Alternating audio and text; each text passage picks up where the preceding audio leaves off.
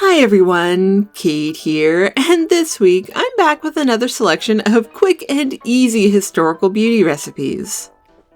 All the recipes I'm sharing today can be made in about a minute and are centered around that historical beauty staple, rose water. While it was most commonly used in cold cream, rose water could be used in a variety of different ways. In this video, we're going to take a look at some of the other various applications. But keep in mind, if you don't care for rose, these recipes can all be made with other floral or botanical waters. Let's start off with a restorative skin treatment from 1910. This recipe was specifically recommended to counteract the effects of cold wind, and while called a lotion, is really more of a face mask. It's a gentle product which should be great for irritated skin. Begin by mixing 1 teaspoon of glycerin with 1 tablespoon of oat flour.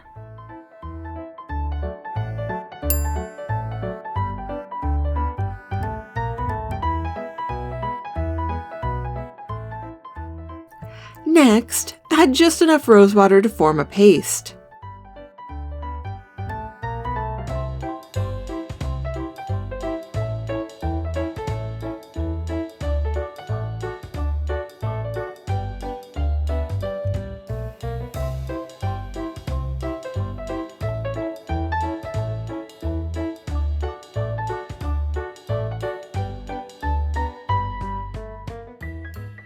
Apply to the skin and allow to dry.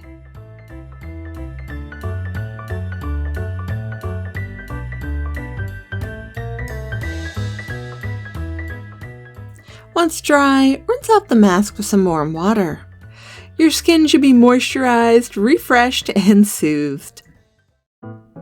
My second recipe is an even simpler sheet mask option from 1915, which could be used directly after the oat one or on its own.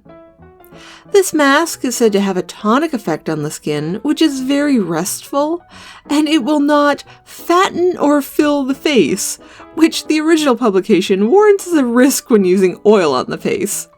Not sure I agree with that statement per se, but it's still a lovely idea for a simple skin treatment.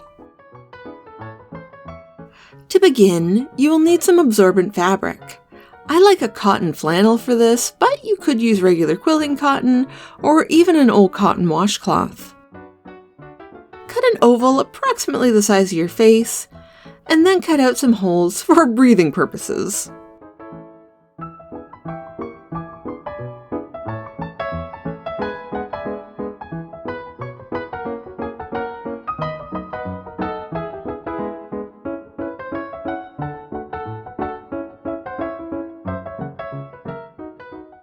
Saturate the fabric with the rose water and apply to the face.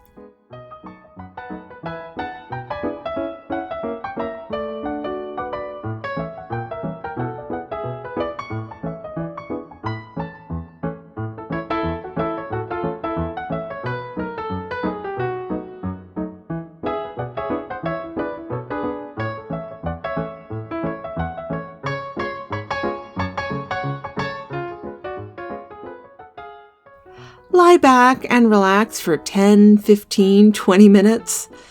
The original book actually says to wait an hour, but I don't think you need to wait quite that long.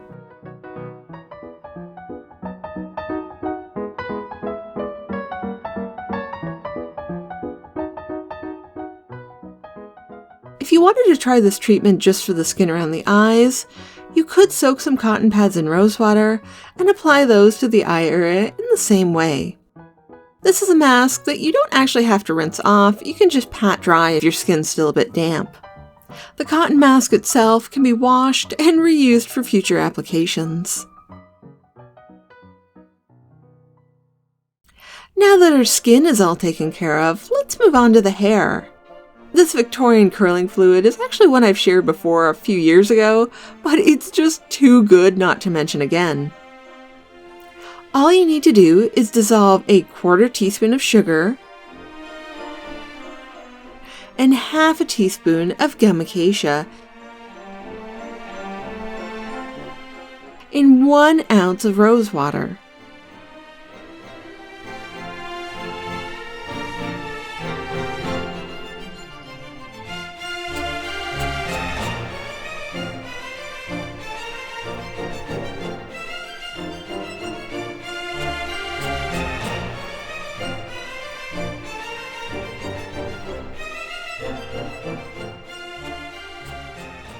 Pour into a spray bottle and shake well before use.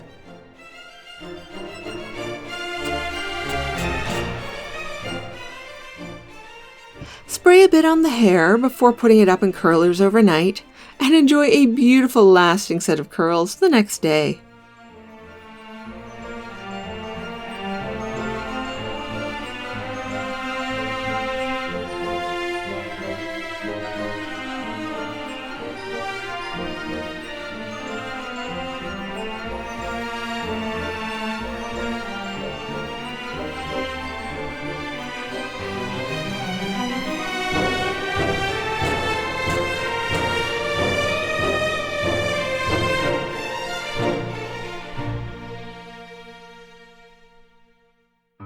Speaking of gum acacia, you can also try a very similar recipe from 1910, but this time to create an all-natural eyebrow product to keep those brow hairs behaving themselves.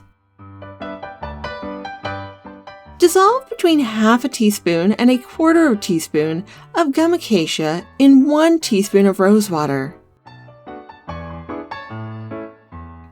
If you want a really strong hold, you're going to want to use the full half teaspoon. But if you like a lighter hold as I do, go with the quarter teaspoon or somewhere in between.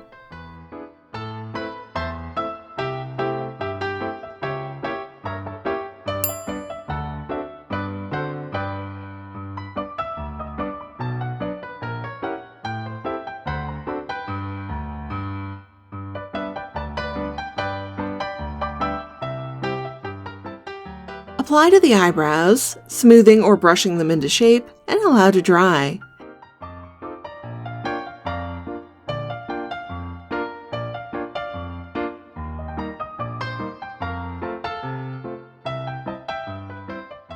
Any unruly brows should now be thoroughly tamed.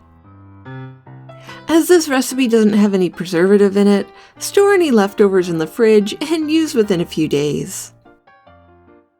Well, I just couldn't end this video without trying some sort of perfume.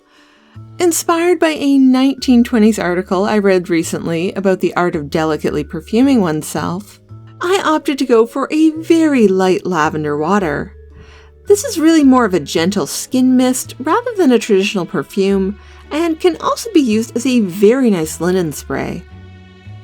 Mix together 3/4 of a fluid ounce of alcohol,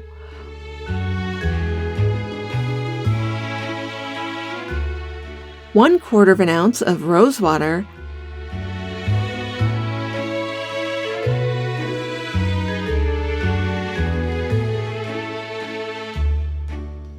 and 20 drops of lavender essential oil.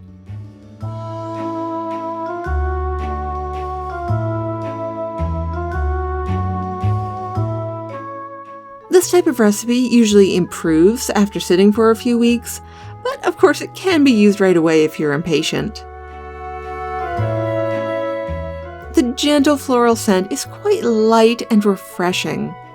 It would be perfect for the summer months ahead when you don't want a heavy, overpowering fragrance. And as I mentioned, it also makes a great refresher for linens and textiles.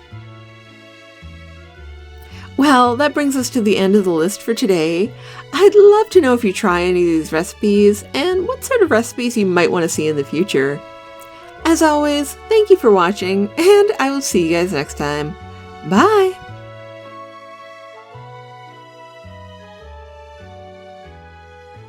This video is made possible through the generous support of my Patreon members. Thank you.